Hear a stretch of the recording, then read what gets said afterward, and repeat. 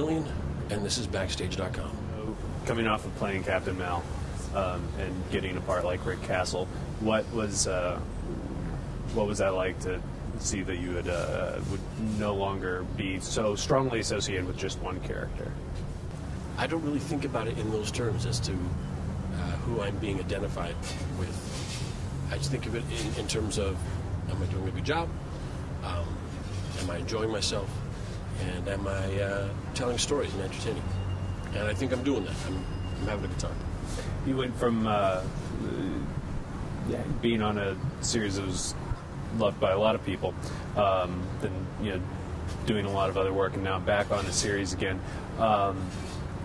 What do you find that you prefer, film work or television work? Doing a film is a very compressed experience. You can pour your energy into it 110%, and you can always see that there will be an end. In 3 months, you'll be done. In 4 months, you'll be done. Independent film, in 6 weeks, you'll be done. Dr. Horrible, in 6 days, you'll be done. It's nice to have that kind of compressed experience that you can really go all out. Whereas in a series, you get to invest over time. There are times you still have to put in that 110%, but God willing, there's no end in sight. So you get to know a character, and characters begin to take on a life of their own as they experience things.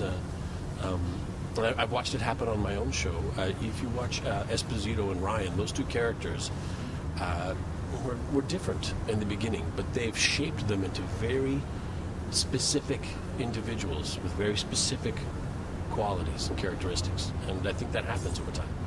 As the actor, how much pull do you get in shaping the character versus what the writers have?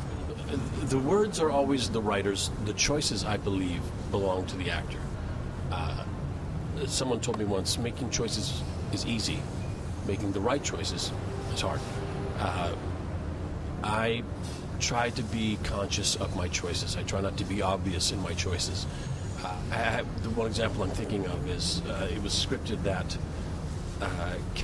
Castle's mother was talking about something about her love life, and his comment was "ew," and I simply said "ew." Anyway, rather than being disgusted and absolutely, which the director was, I think, looking for, and I said that's the obvious choice, but I don't want to have a relationship with my mother where I'm actually offended and don't want to think about it. She's a human being. She's obviously beautiful. She's still a sexual person, and I think that's part of her that makes her lovely, and as her son, I accept that entirely.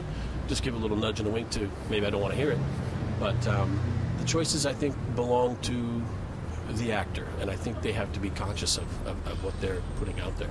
I think there are a lot of obvious choices when you see things in print.